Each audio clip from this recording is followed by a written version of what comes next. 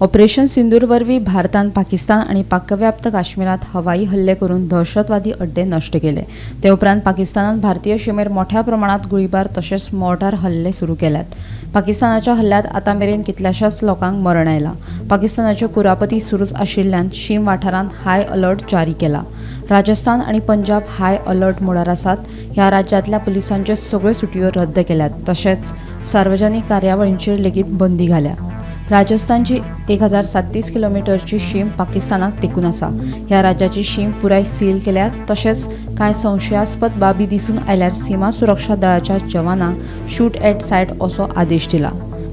तशेंच राजस्थानाच्या मळबात फायटर विमानां गस्त घालतात ताका लागून जोधपूर आणि बिकानेर विमानतळां बंद दवरिल्ल्यात। सुखोय 30 जेट्स गस्त घालीत आसा।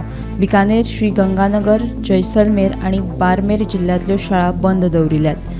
ते भायर पुलीस आणि रेल्वे कर्मचाऱ्यांच्यो सुटयोय रद्द केल्यात।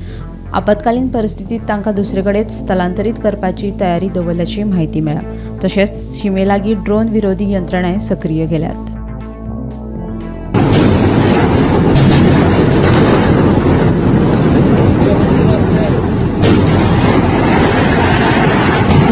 7 मेयाक पाकिस्तान आणि पाकव्याप्त जम्मू काश्मीरातल्या 9 दहशतवादी तळांचेर एअर स्ट्रायक केल्लो।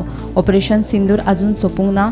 जर पाकिस्तानान आक्रमक भूमिका घेतली जाल्यार आमी खर प्रत्युत्तर दितले अशी शिटकावणी संरक्षण मंत्री राजनाथ सिंग हांणी दिल्या।